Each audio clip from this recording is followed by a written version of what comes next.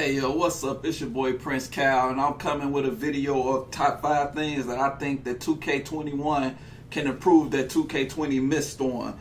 The first thing I got is the MT amounts. How many times have you been on Triple Threat online and you seen 100 MT amount, and then once you get the ball drop to go in, then it's 250.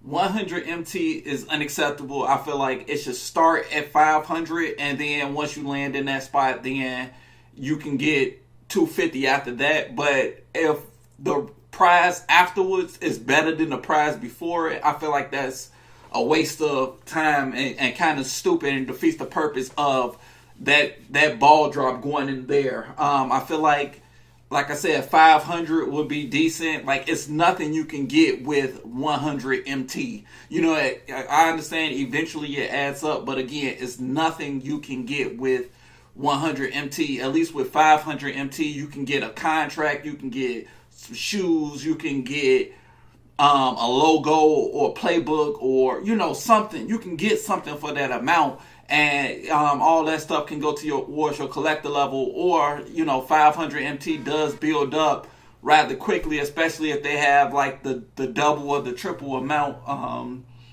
reward things that they do have in Triple Threat, like twice MT. So instead of 500, you'll be getting 1,000, and then it'll go from there. But again, 100 MT I feel like is really pointless.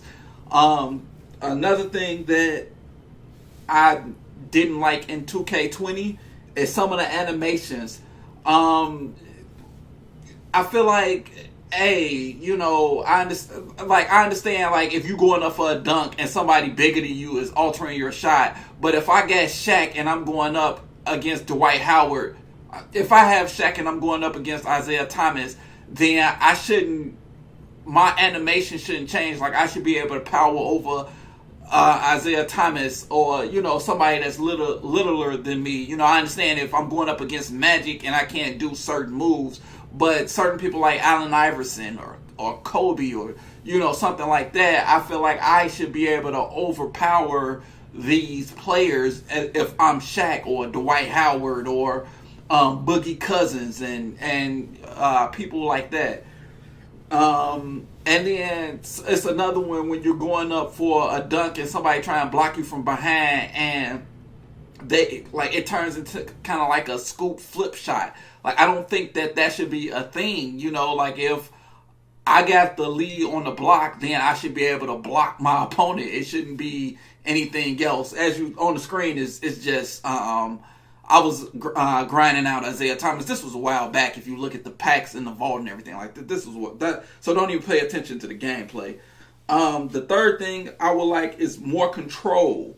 It's been plenty of times where the opponent was coming at me and I switched on to a different defender, either in Triple Threat or in Unlimited. I switch over to the defender and it'll suck me to the player that was originally guarding. But if I press X or I directional to that person, once I become that person, I should have free movement to get to whoever I want to get to, because there's been plenty of missed defensive assignments when they do that. Another thing I feel like they do is they make the extra pass for you. Like, I pass it to let's say in the game right now, if I'm Isaiah Thomas and I pass it to Rafe LaFrance, Rafe automatically passes it to the White, and a lot of times that's a steal for the computer or the person that's guarding me or whatever. Like, that shouldn't be a thing. If I didn't press the button, then I don't think that they should do it, because there's been plenty of times where on defense where the opponent is coming and nobody jumps.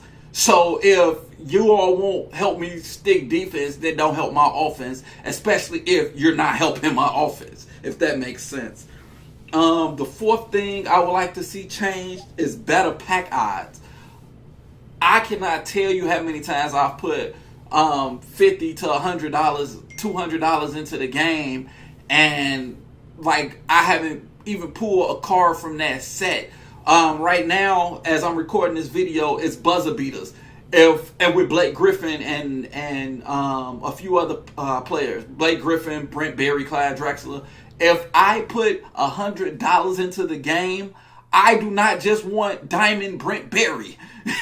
$100 is a lot of money. You know, like it's $100 is a lot of money, and you know, if at some point it should say it, you know, the game should register like, hey, this person is putting in, you know, X amount of dollars or has pulled X amount of packs.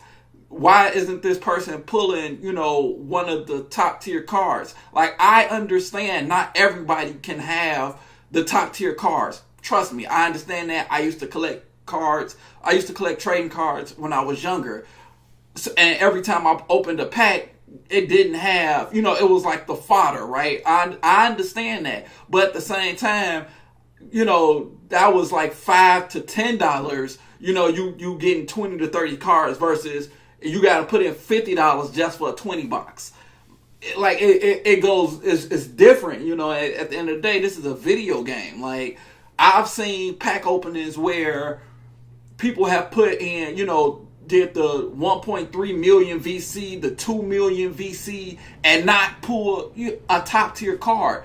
And 2 million VC, like, if like this, let's just be realistic about it. 1.3 million or without a sale is $300 right there, right? So 700 more MT, you think another 450, so that's another $100. That's so then you get you basically spending $550 somewhere around there. I should not have to put in $550 and then not be able to pull the top tier card that I'm looking for. And even still, because depending on some of them boxes, like I've seen boxes that has all bronzes or whatever. So I shouldn't have to put in $500 to not pull the card and then not have enough MT to still not be able to purchase the card. Like, somewhere it's got to be like some kind of give and take. Like I said in my first point, I feel like either up the MT amounts, lower the price of VC, lower the price of how much it costs for a box, or up the pack odds. Because again, for the people that do put money into the packs, nobody wants a 20 box of rubies and it's April. Like, nobody wants this, you know, especially if one of those rubies isn't one of the cards. Like right now it's Galaxy Opals, Diamonds, and the lowest card is an Amethyst. Why am I only getting emeralds and sapphires and rubies? Like, to me, that doesn't make sense. My last point is the AI. Like, I've been saying this since 2K17.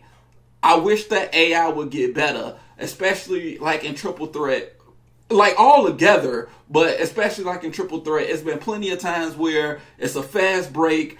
It's a 2-on-1 fast break.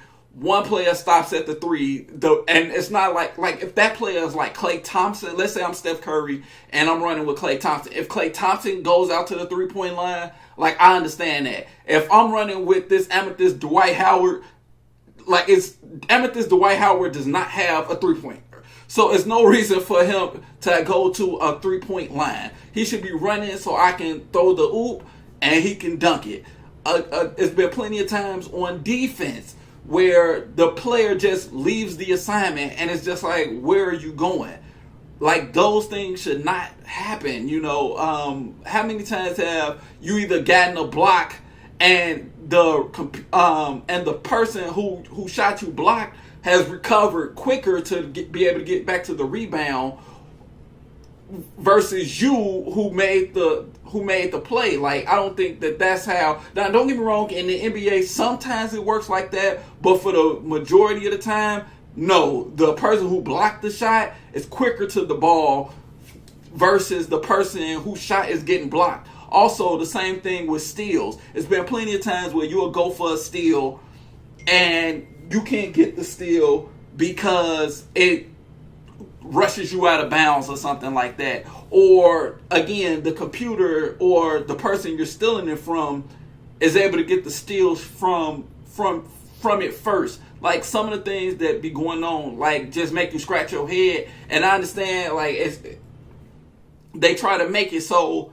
you know, everybody can feel in welcomed or included. But if I'm making the play, then I should be rewarded for the good defensive effort I did. Like I said, it's been plenty of times where I block the shot, the person recovers quicker than I can, then they kick it out for a three. Like, that doesn't, and then, you know, of course it goes in because that's just how 2K is.